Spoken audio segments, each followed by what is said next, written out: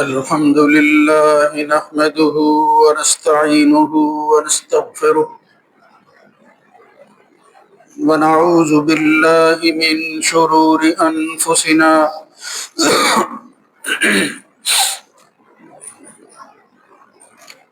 ومن سيئات أعمالنا من يهده الله فلا مضل له ومن يضلل فلا هادي له وأشهد أن لا إله إلا الله وحده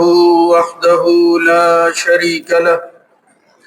وأشهد أن محمدا عبده ورسوله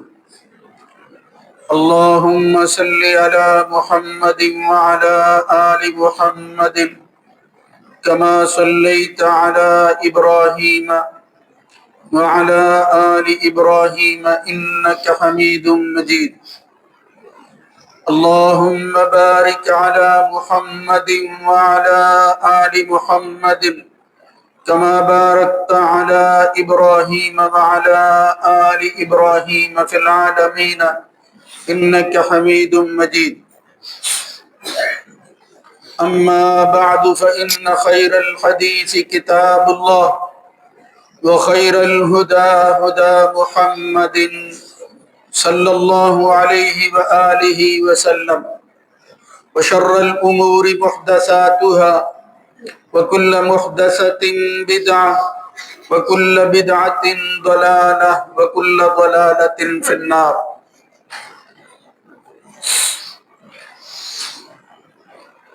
رب أعوذ بك من همزات الشياطين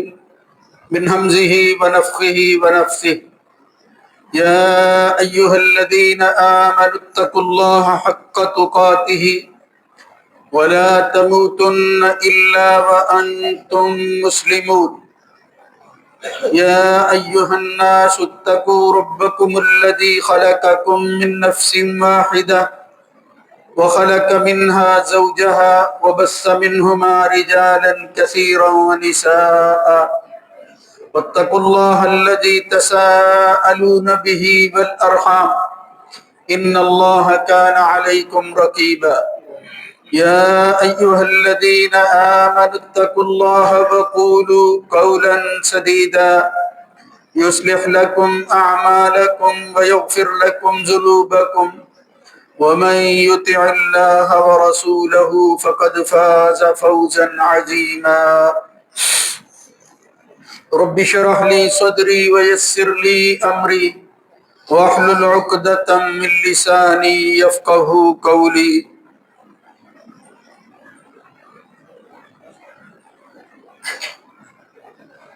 وَلَئِنْ سَأَلْتَهُمْ لَيَقُولُنَّ إِنَّمَا كُنَّا نَخُوضُ وَنَلْعَبُ قُلْ أَبِاللَّهِ وَآيَاتِهِ وَرَسُولِهِ كُنْتُمْ تَسْتَهْزِئُونَ لَا تَعْتَذِرُوا قَدْ كَفَرْتُمْ بَعْدَ إِيمَانِكُمْ إِنْ نَعْفُ عَنْ طَائِفَةٍ مِّنْكُمْ نُعَذِّبْ طَائِفَةً بِأَنَّهُمْ كَانُوا مُجْرِمِينَ.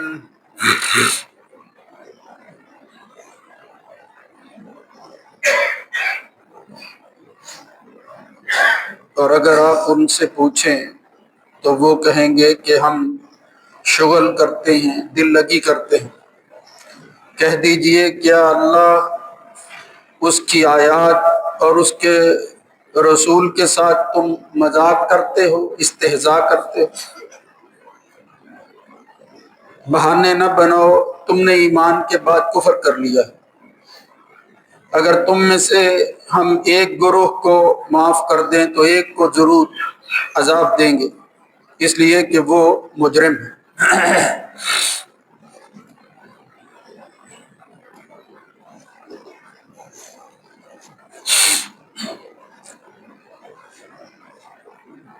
اللہ رب العزت کی حمد و ثنا کے بعد درود و سلام سید الرسل خاتم النبیین جناب محمد الرسول اللہ صلی اللہ علیہ وآلہ وسلم کی ذات گرامی پر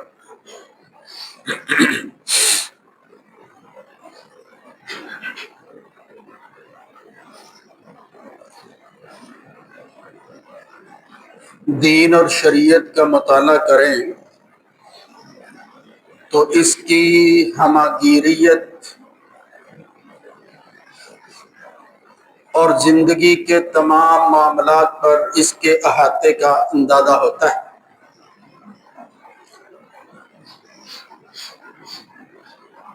انسانی زندگی میں کوئی ایسی چیز جس سے بندے کو واسطہ پڑتا ہے اور اس کے لیے اسے رہنمائی درکار ہوتی ہے تو وہ ہدایت اور رہنمائی اسے دین اور شریعت میں مل جاتی ہے،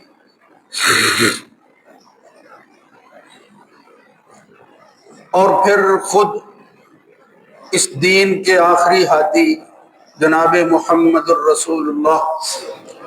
صلی اللہ علیہ وآلہ وسلم کی زندگی دیکھیں، جس کو لوگوں کے لیے اسوہ قرار دیا گیا ہے، تو وہ بھی ایک جامع زندگی اور محیط معاملات پر اور پھر زندگی کے اتار چڑھاؤ پر، نشیب و فراز پر وہ پورا اترنے والی ہے۔ یعنی یہ صرف ایک دعویٰ ہی نہیں ہے، بلکہ انسان حیران ہوتا ہے کہ یہ شخص جو ہے اس کی زندگی میں کس قدر توازن تھا، اعتدال تھا، جہاں جس وقت جس چیز کا موقع ہوتا اس کو اختیار کیا جاتا، اور پھر انسانوں سے واسطے کی بنیاد پر، خواہ وہ اپنے ہوں یا غیر، اس طرح کا اظہار کیا جاتا کہ ان کی زندگی میں واقعتاً انسان کو رہنمائی ملتی ہے۔ انسان اپنی زندگی کا سدھار اگر چاہتا ہے تو وہ نبی کی زندگی کو دیکھ لے، بالخصوص آخری نبی محمد الرسول اللہ صلی اللہ علیہ وآلہ وسلم کی زندگی۔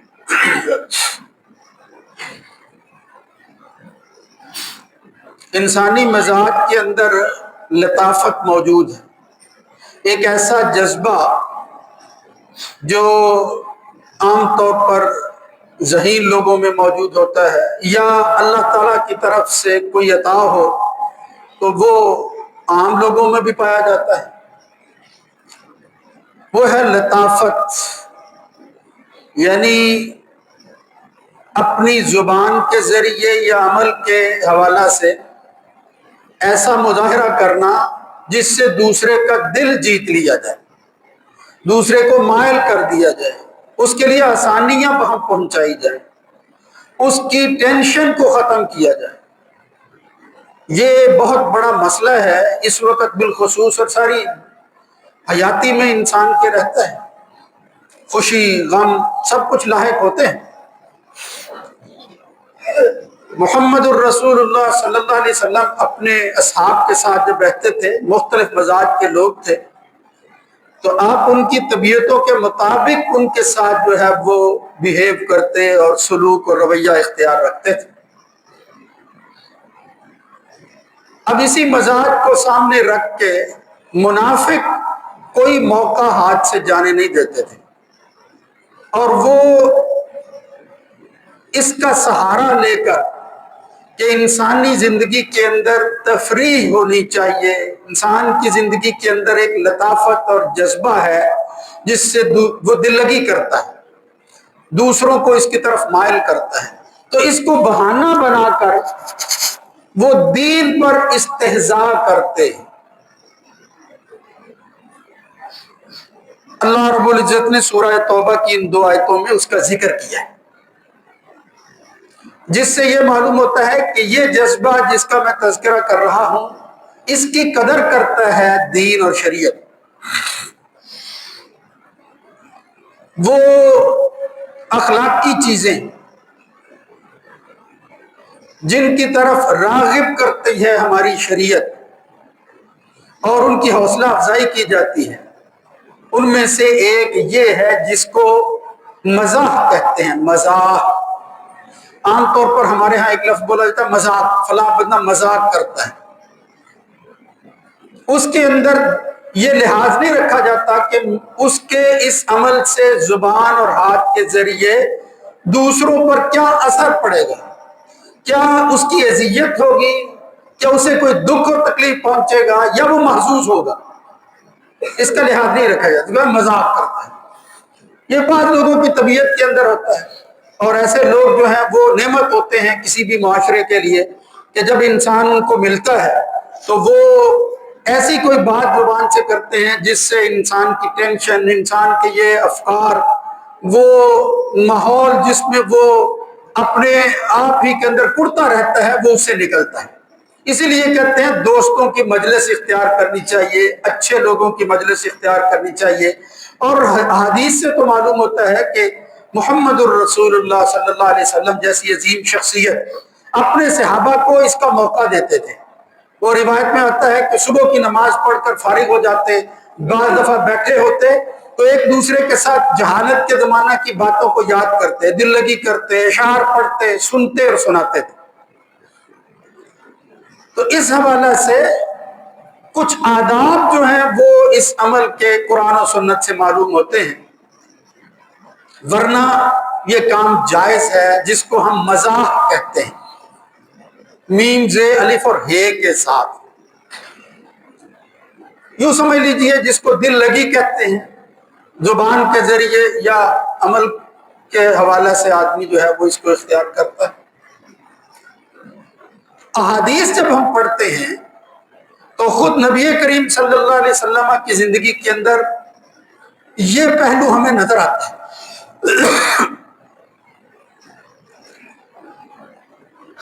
یعنی اللہ کے رسول صلی اللہ علیہ وسلم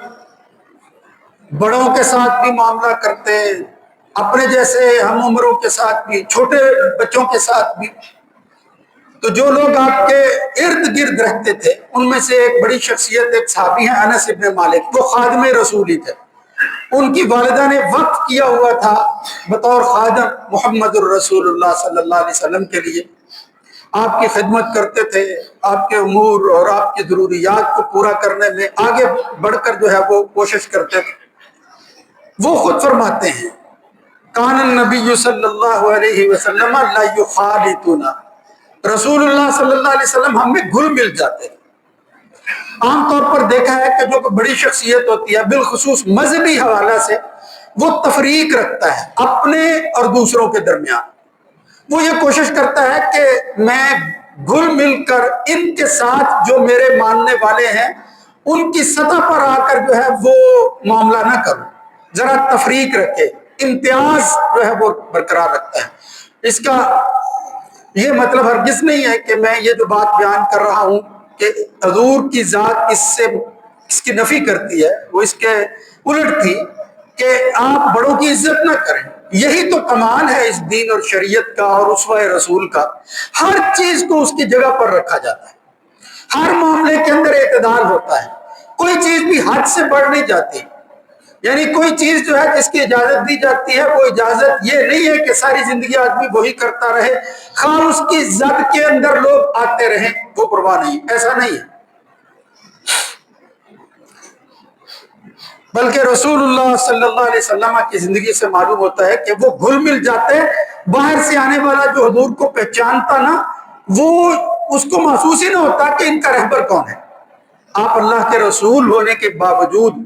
ایک قوم کے رہبر ہونے کے باوجود، لیڈر ہونے کے باوجود لوگوں کے ساتھ مل کر محبت کے ساتھ رہتے۔ تو وہ حضرت انس کہتے ہیں انہو کان لیخالطنا وکان لی وکان اخ لی صغیر، وہ فرماتے ہیں کہ ہوا یہ کہ میرا ایک بھائی تھا چھوٹا، اس نے ایک ممولا چڑیا پال رکھی تھی، وہ مر گئی۔ وکانا یلعب، وہ اس کے ساتھ کھیلا کرتے تھے۔ جس طرح آپ نے بھی کچھ لوگوں کو دیکھا ہوگا، محمد الرسول اللہ صلی اللہ علیہ وسلم جب ان کو ملے تو اب اس کی دل جوئی کرنے کے لیے، اس کو وہ یاد دلانے کے لیے، یہ اس کے ساتھ ہمدردی کا رویہ جو ہے وہ دکھاتے ہوئے فرمانے لگے یا ابا عمیر، یعنی ایک ایسی کنیت استعمال کی جس سے جو ہے وہ ردیف مل جائے، یعنی آخر کے اندر اس طرح کی کلام اور عبارت جو ہے وہ نظر آئے اور وہ زبان سے ادا ہو کہ جس کی وجہ سے وہ جو ہے اپنے اس غم کو بھول جائے۔ یہ تھی اختلاط میں سے ایک اختلاط کی صورت. چھوٹا بچہ ہے, حضرت انس کہتے ہیں وہ میرا چھوٹا بھائی تھا, لیکن رسول اللہ صلی اللہ علیہ وسلم نے ایسے موقع پر کہا یا ابا عمیر ما فعل النغیر یا ما فعل بک النغیر, یعنی دیکھو عمیر کے ساتھ ہی لفظ ملایا نغیر. کہا اے ابو عمیر تیرے نغیر نے, تیرے ممولے نے تیرے ساتھ کیا کر دیا, یعنی اس کی اداسی کے اندر اس کو یاد کرتے ہوئے تو اتنا پریشان پھرتا ہے, کیا کر دیا تجھے. جب اس نے دیکھا اور سنا کہ اللہ کے رسول جیسی شخصیت اور میرے اس معمولی معاملے پر, معمولی واقعے پر اس طرح میرے ساتھ چیزیں شیئر کر رہے ہیں, وہ بڑا دل اس نے کیا, بڑا خوش ہوا وہ اس بات پر کہ رسول اللہ صلی اللہ علیہ وسلم مجھے پوچھ رہے ہیں. تو یہ ایک مثال تھی جو حضرت انس رضی اللہ تعالیٰ عنہ بیان کرتے ہیں. حتیٰ کہ حدیث کے اندر آتا ہے یہ زبان کے ساتھ ساتھ اللہ کے رسول عملاً مزاح کرتے, عملاً کسی کے ساتھ دل لگی کرتے. آپ اندازہ نہیں کر سکتے کہ جب کوئی بڑا بندہ کسی چھوٹے کے ساتھ اس طرح شفقت سے پیش آتا ہے تو چھوٹے کا دل کتنا بڑا ہو جاتا ہے, اس کی عزت اور وقار بڑے کے معاملے میں کتنی بڑھ جاتی ہے. وہ کس قدر جو ہے وہ اس کو اپنا معزز سمجھتا ہے, کس قدر احترام اس کے دل کے اندر جو ہے وہ پیدا ہو جاتا ہے. یہ رسول اللہ صلی اللہ علیہ وسلم کی زندگی سے معلوم ہوتا ہے. ایک روایت آتی ہے, صحیح روایت ہے, صحابی کہتے ہیں کہ ایک آدمی تھا, ان رجلا کان اسمہ ظاہر بن حرام, ایک بندہ ایک صحابی تھا اس کا نام تھا ظاہر بن حرام, اور وہ بادیہ نشین دیہات میں رہتا تھا, لیکن وہ کبھی کبھی نبی کریم صلی اللہ علیہ وسلم کے پاس آتا. یہدی النبی صلی اللہ علیہ وسلم, آپ دیکھیں وہ جو کچھ بھی دیہات میں ہوتا, یہ کھانے پینے کی کوئی چیز, یہ نباتات میں سے کوئی سبزی میں سے کوئی اور چیز جو ہے وہ اپنے ساتھ لے آتا اور نبی کریم صلی اللہ علیہ وسلم کو ہدیہ اور تحفہ دیتا تھا. اس کے مقابلہ میں وکان النبی صلی اللہ علیہ وسلم او فیجہزہ رسول اللہ صلی اللہ علیہ وسلم حین اراد ان یخرج, جب وہ اپنا وقت پورا کرنے کے بعد واپس جانے لگتا ہے دوبارہ اسی اپنے دیہات کے اندر, تو حضور کے لیے وہ تحفہ لاتا. نبی کریم صلی اللہ علیہ وسلم بھی اس کے لیے بے اہتمام سامان تیار کر کے اسے دے دیتے کہ وہ لے جائے اپنے گھر پہ, یعنی وہ بھی لاتا, اللہ کے رسول بھی دے دیتے تھے. کتنا دل اس کا بڑا ہوتا ہوگا اس صحابی کا, اس شخص کا, کہ جس کے لیے وہ تو پیار سے محبت سے, وہ شخصیت ہی ایسی تھی وہ نہ بھی کچھ کرتے, اس کے لیے یہی اعزاز تھا. وہ کوئی بدلہ لینے کے لیے تو ایسا نہیں کرتے, لیکن نبی کریم صلی اللہ علیہ وسلم اس کی دلجوئی کرتے. اور پھر تو بات میں اس وقت موضوع بحث جو ہے اس کے حوالہ سے کرنا چاہتا ہوں کہ وہ حدیث میں آتا ہے وکان رجلا دمیما, وہ شخص جو ہے وہ بیچارہ شکل و صورت کے اعتبار سے کوئی بہت اچھا نہیں تھا, لیکن اس کے بعد کان النبی صلی اللہ علیہ وسلم یحبہ, اللہ کے رسول اس سے محبت کرتے تھے. یہ اعزاز جن لوگوں کو حاصل ہے ان میں سے ایک شخص وہ دیہاتی بھی تھا ظاہر بن حرام, کہ جس کے ساتھ اللہ کے رسول صلی اللہ علیہ وسلم محبت کیا کرتے. یہ جو میں عملاً بات کر رہا ہوں مزاح کی, تو وہ حدیث میں آتا ہے کہ فجعل النبی صلی اللہ علیہ وسلم, ایک دن کی بات ہے کہ رسول اللہ صلی اللہ علیہ وسلم آگے بڑھے, وہو یبیع متاعہ, وہ اپنا سامان بیچ رہا تھا جو دیہات سے لاتا تھا اور شہر میں بیچا کرتا تھا. فاستأذنہ وہو لا یبصر من خلفہ, نبی کریم صلی اللہ علیہ وسلم آئے اور پیچھے سے اس سے چھپے ہوئے, یعنی اس کو بتائے بغیر پیچھے سے آ کر اس کی بغلوں میں سے ہاتھ ڈال کر اس کی آنکھوں پر رکھ لیے. رسول اللہ صلی اللہ علیہ وسلم نے پیچھے سے آ کر اس کی آنکھیں بند کر دی. وہ کہتا ہے ارسلنی من ھذا ارسلنی من ھذا, اور چھوڑو بھائی کون ہے, چھوڑو کون ہے. فالتفت فعرف النبی صلی اللہ علیہ وسلم, اس نے جب اپنی آنکھ سے دیکھا تو اس کو پتا چل گیا کہ یار یہ کوئی اور تو نہیں ہے, یہ تو خود محمد الرسول اللہ صلی اللہ علیہ وسلم ہے جو میرے ساتھ یہ محبت کر رہے ہیں, یہ کچھ کر رہے ہیں. فجعل لا يعلو الزق ظهره بصدر النبي صلی اللہ علیہ وسلم, یہ اعزاز تھا. جب اس نے دیکھا کہ ایک اللہ کا رسول وہ میری آنکھوں پر ہاتھ رکھے ہوئے اپنا سینہ میری پشت کے ساتھ لگا رہا, تو وہ روایت آتی ہے اس میں یہ لفظ ہے کہ اس نے پھر جانتے ہوئے بس بہانے کے ساتھ یہ کہا کہ اس طرح اسے معلوم نہیں ہے، ورنہ اس نے چاہا کہ کاش یہ وقت لمبا ہوتا جائے اور اللہ کے رسول کا سینہ ہو اور میری پشت ہو، اس سے بڑی سعادت مجھے اور کیا مل سکتی۔ اور کہتے ہیں اس نے بہانے کے ساتھ وہ بات لمبی کر دی، اسی طرح کہ رسول اللہ صلی اللہ علیہ وسلم اسی طرح میرے ساتھ رہیں کہ صدر رسول جو ہے وہ اس کی پشت کے ساتھ لگ رہا۔ تو عرض کرنے کا مطلب یہ ہے کہ رسول اللہ صلی اللہ علیہ وسلم دیکھو اس قدر محبت کرتے تھے اپنے ماتحت لوگوں کے ساتھ، اپنے ماننے والے، اپنے فدائیوں، جان دینے والوں کے ساتھ اللہ کے رسول کا رویہ یہ تھا، چاہے جائے کہ اذیت ہوتی۔ اسی لیے اللہ نے فرمایا فَبِمَا رَحْمَةٍ مِّنَ اللَّهِ لِنتَ لَهُمْ وَلَوْ كُنتَ فَظًّا غَلِيظَ الْقَلْبِ، یہ تیرے رویے ہی ہیں جس کی وجہ سے تو ان کے دلوں کے اندر گھر کر گیا ہے اور وہ جان فدا کرنے کے لیے تیار ہیں اور اس کو کوئی بڑی بات نہیں سمجھتے۔ تو بہرحال وہاں پھر آتا ہے اسی شخص کے اس محبت کی وجہ سے، اللہ کے رسول سے تعلق کی وجہ سے، وہ رسول اللہ صلی اللہ علیہ وسلم پھر فرماتے ہیں مَن يَشْتَرِ الْعَبْدَ، اور بھئی اس غلام کو کون خریدے گا؟ ابھی حضور اتنی بات کر رہے تھے کہ وہ کہتا ہے یا رسول اللہ ما تجدونی قاصدن، آپ اس غلام کی کوئی قیمت نہیں پائیں گے۔ مطلب یہ ظاہر کے اعتبار سے بھی بیچارہ اسی طرح کا ہے، ویسے بھی کوئی ایسا ہنر نہیں ہے، اس کو کون خریدے گا، اس کی کیا قیمت لگے گی؟ اس وقت نبی کریم صلی اللہ علیہ وسلم نے فرمایا یہ قدریں اللہ کے ہاں پہچانی جاتی ہیں کہ کون کتنا عظیم ہے اور اس کا وقار اور اس کی قیمت کیا ہے، لوگوں کے دینے پر جو ہے وہ کسی بندے کا پتہ نہیں چلتا۔ ظاہر بن حرام سے حضور نے فرمایا انک لست عند اللہ، انک عند اللہ لست بقاصد، ظاہر شاید لوگوں کی نگاہ کے اندر تو تیری قیمت نہ لگے مگر اللہ کے ہاں تو بہت قیمتی انسان ہے، تیری قیمت کا اندازہ نہیں ہے لوگوں کو، اللہ کے ہاں تو بڑا قیمتی ہے۔ کہاں سے آتا ہے؟ دیہات سے، اور چلتا ہے رسول اللہ صلی اللہ علیہ وسلم کے لیے چیزیں اٹھائے ہوئے، اور کوئی غرض نہیں ہوتی، حالانکہ تو فقیر آدمی ہے، خود اپنی چیزیں بیچ کر گزارا کرتا ہے، لیکن تیرا نبی سے جو تعلق ہے اس عظیم شخص کے ساتھ جس کی محبت کا یہ عالم ہے کہ وہ تیرے ساتھ دل لگی کر رہا، مذاق کر رہا ہے، عملاً یعنی عملاً نبی کریم صلی اللہ علیہ وسلم یہ کام کرتے تھے۔ اس طرح کی بے شمار روایتیں ہیں، جس طرح حضرت انس سے کہا ایک دن یا ذل اذنین، یعنی محبت ہی کے اندر بندہ کہتا ہے او کانوں والے، دو کانوں والے، سارے ہی دو کانوں والے ہوتے ہیں، جس طرح ہم کہتے ہیں میں تیرا سر دو کانوں کے درمیان کر دوں گا، مطلب کیا ہے؟ کان تو ہوتے ہی ہیں، لیکن دیکھو لفظ ایسا استعمال کیا اچانک اے کانوں والے کہ آدمی جو ہے وہ پھر سمجھتا ہے پتہ نہیں مجھے کیا کہا جا رہا ہے، تو وہ دل لگی کی ایک شکل ہے۔ محمد الرسول اللہ صلی اللہ علیہ وسلم اس مزاح کو اختیار کرتے، ماحول ایسا بناتے، حتیٰ کہ ایک روایت ابو داؤد میں آتی ہے مشکل وقت کے اندر بھی بعض دفعہ جب کوئی بات ایسی کرتا آپ محسوس نہیں کرتے تھے، وہ عزت، وقار، وہ آداب جس کا میں لحاظ رکھ رہا ہوں وہ اپنی جگہ پر، لیکن اس کے ساتھ اگر کوئی کہتا، عوف بن مالک اشجعی کہتے ہیں کہ میں غزوہ تبوک کے موقع پر